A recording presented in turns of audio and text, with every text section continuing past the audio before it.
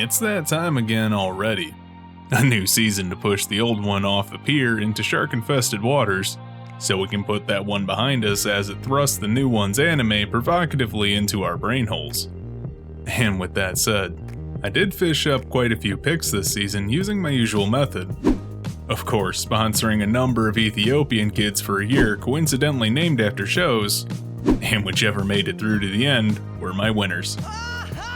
And damn, there were some fighters this time around. Katsute Kami Datta Kemono-tachi seems like Mappa's better take on Fairy Gone. Sounan Deska looks to be a stranded on an island show starring cute girls, and filled with a ton of ecchi to get your rocks off. Kanata no Astra is a spacefaring action survival show that should get your blood pumping. Maou-sama Retry is generic isekai number 743, but with a cute premise. Uchi no Musume no Tame naraba, ore wa Moshikashitara Mao mo Taoseru kamo Shirenai, and good luck pronouncing that one to the casual viewer, is a daddy-daughter lolly devil thing that promises to be cute as hell. Dr. Stone finally got an anime release. Too bad I've not read the manga enough to care. David Productions throws no Shouboutai at us, some future monster firefighter thing that's getting a pass on premise alone at this point. Joshikousei no Mudazukai is a generic school comedy that will probably give 1 or 2 laughs at the very least, but fade from memory fast.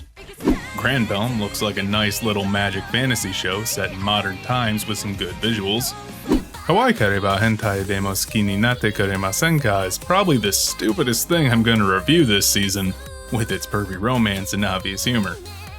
Copcraft is another modern fantasy series with fairies and the gimmick of police stuff.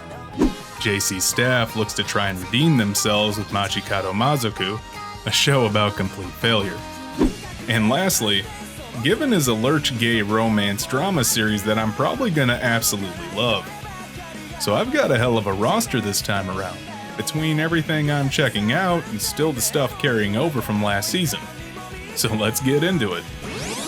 Starting things off with Katsute Kami Datta Kemono-tachi, a series I was interested in looking at when reviewing Zombieland Saga a while back, since this show has the same series composer. I'm a bit interested in this guy's work at this point. But besides that, I think the premise stands out.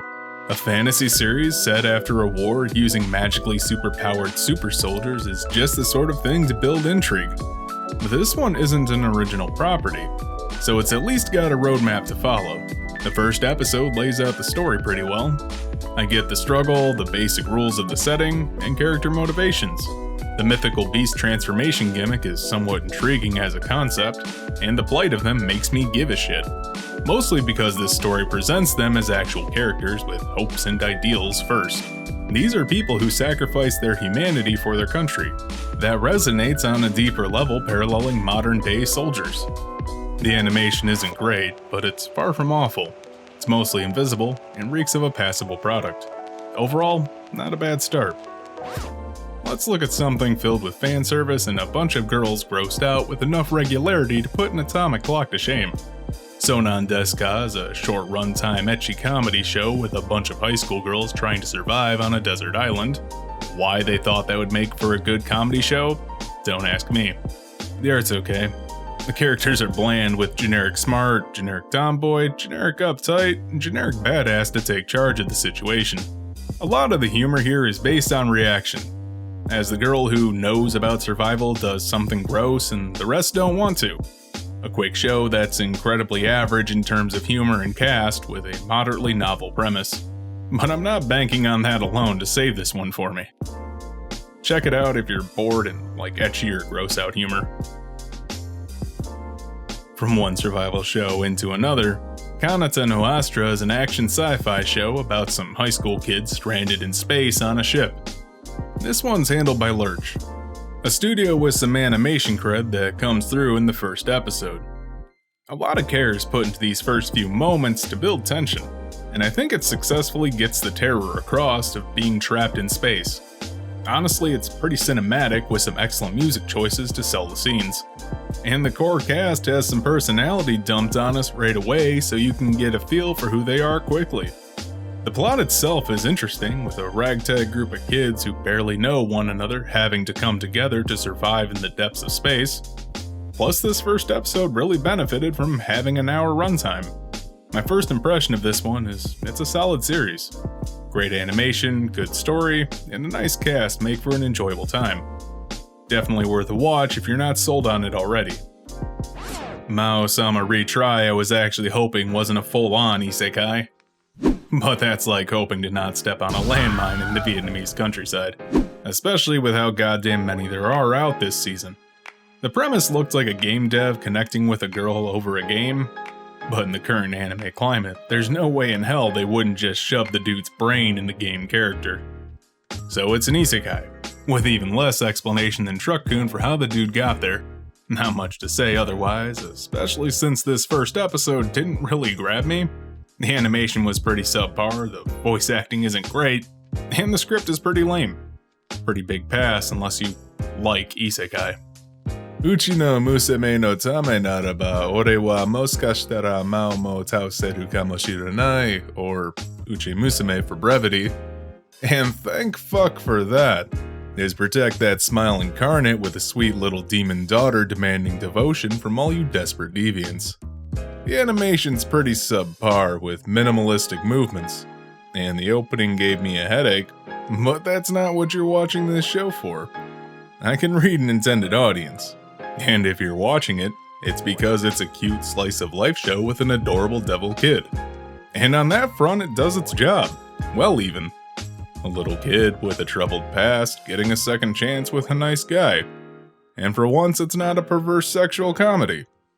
A few laughs and kawaii as shit. So if you're looking for a cute fantasy show with some lighthearted themes, check it out. I'll be sticking with it because sometimes I just need a feel-good fluff piece to relax to. Joshikousei no Mudazukai is a decent little comedy show that had way too much effort put into its opening. It's probably one of the more grounded comedies in recent years that has actually gotten me to laugh. So we have a pretty large group of friends starting high school. The dynamics are pretty similar to Nichijou with the main cast, containing an aspiring mangaka, the quiet bookworm, and the outspoken idiot. Not that that's a particularly unique cast, but that's what the group reminded me of first. The one girl has this dry sort of cynicism that resonates with me. She's got a solid straight man routine of smacking down the idiots with this barely contained superiority complex that's pretty damn funny.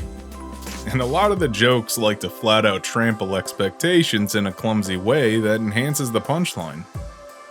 The teacher bit comes to mind. All the characters stand out as being uniquely cringy in personality, which leads to some good moments all around. I also mentioned the opening, and while I find Japanese rap to be bland and uninspired, the mixture with pop music and stop-motion visuals makes it enjoyable. Overall, a good comedy worth checking out if you need one this season. Dr. Stone is probably the most hyped show this season. Either that or Vinland Saga, so I'm putting it all on black, if you'll forgive the metaphor. So a popular shonen manga finally got an anime adaptation after a long time. The premise is neat, with the entire world's population being turned to stone, with two dudes breaking out of it after thousands of years and trying to save the world. The animation on this first episode was decent, but it's a 2-core show, so we've got 24 episodes to be disappointed on that front. If you like Dr. Stone, you're already watching it and probably enjoying it. If you've never heard of it, it's pretty standard, kind-hearted, loud shonen protagonist yelling his way through his problems after his life's turned upside down. Though admittedly, the premise is pretty unique. So if you're sitting on the fence about it, I'd say at least give it a few episodes before making up your mind. I'll be sticking with it out of sheer curiosity before I finally get bored with it and blow through the manga in one go. And then no Shouboutai caught my eyes with its weird premise. That's 2 back-to-back for you. And it starts with a bang. So another 2-core show with fire demons and a badass firefighting combat force. Animation's spot on with some cool line art for the demons and dramatic camera movements. Top-notch work from David Productions here. The start even kicks things into gear in a way that builds intrigue with the audience so you'll want to stick around. Action right away tends to do that. The sort of religious order with firefighters is kind of a cool trait too. since it reinforces the good versus evil dynamic while also giving them a reason to exist besides they fight the bad things. But all said, I think this is a good way to do world building. It's not shoved down your throats, and while the first action scene and main character intro are cliched as hell with him jumping in for a flashy greeting, it tells a lot about the world in very few words. The main dude's backstory is also pretty damn solid, so I sympathize with him. If you want an action supernatural series with some fantasy thrown in for good measure, I'd say check this out because it's pretty cool. Did you want some more fantasy? Because Granbelm has you covered. Yet another modern setting with magic, though this one's a little different since it has some weird mecha elements involved. There's a lot going on in this one, and while it seems like something I would initially like, I'm mostly just confused here. Like, there's not so much of an introduction to the series as it just throws you into the thick of it. And that usually leaves me with a bad taste in my mouth since I kinda want something of a hook to keep me invested in the story, rather than shoving the show's load down my throat in the first few minutes. At least let me get my bearings with the characters, their normal routine, and maybe give me a reason to care about this series before trying to wow me with your magic robots. The animation's mixed bag, I'll say. The direction's fine, but the models are a little off, so seeing them animated is somewhat off-putting. I'm not impressed. Some weird magical girl mecha hybrid show that feels like it started about 15 minutes into the episode. And I'm not really feeling it. And the fantasy just keeps coming with Capcraft. Yet another modern fantasy show with a weird premise about hyperspace gates and fairies in modern day. And the opening to this one was pretty decent at setting up enough interest to get me into the episode. Imagine Law and Order, but dealing with magic crimes. So it's pretty bloody and gritty, but not super dark. Pretty standard for a police procedural if you're familiar with those, like NCIS or the like. That's a pretty good cross-section of this show, actually. Pretty invisible animation too, that's not stellar, but nor is it distracting. Shot composition isn't terrible, but passable. It's gonna be one of those shows that skates by on its story and premise alone. And lucky for us, I think it's doing that so far. A competent product with a good story should push this one into decent territory pretty easily. The opening's pretty damn catchy with some swing lounge music that sets the mood, but also gets me hyped for this series. So if you want a cute pointed-eared lolly with a grizzled detective fighting crime, and fuck me if I didn't know I wanted that, then this one's for you. Kawaikereba Hentai de Mosuki ni Natte Kuremasu ka is your average ecchi comedy, without much going for it. I could end my thoughts there, but I'd rather tear it down a bit. I mean, what is there to say about this premise? A guy finds some panties in his club room with a confession letter, but there's no name attached, so he has to find out which girl has a crush on him. Cinderella, but with panties. As the show so keenly points out. Yeah, I'm rolling my eyes too. The guy's at least not some loathsome otaku trash that makes you hate him because he's a massive perv, though that might just be a facade. All the dude talks about is wanting a girlfriend, and the humor just doesn't land with me. Also, the main voice actor's voice gives me a headache and I can't quite place why, especially with him bitching about romance. But to be fair, the animation and cinematography here are at least decent. Quite a few shots were interesting, both visually and color-wise, so there's at least something to praise about this show. Good animation, kinda stupid plot, and severely lacking humor for a show tagged comedy. Literally the only joke that got a smirk out of me was the obvious misunderstanding at the end. If you like perv stuff, check it out. If you want romance, there's better options out there. Easy enough to skip. So the magical girl genre is pretty stale at this point, often dipping into dark for some sort of twist on the genre. And Machikado Mazoku is here to add some much needed levity to that by instead doing a slice of life comedy. We see the typical tropes from the other side of the conflict, kinda hinting at why the villains always lose in those shows. But we see a neat little friendship form between the magical girl and her villain, because the villain really sucks at it, and you feel for her because her family's poor.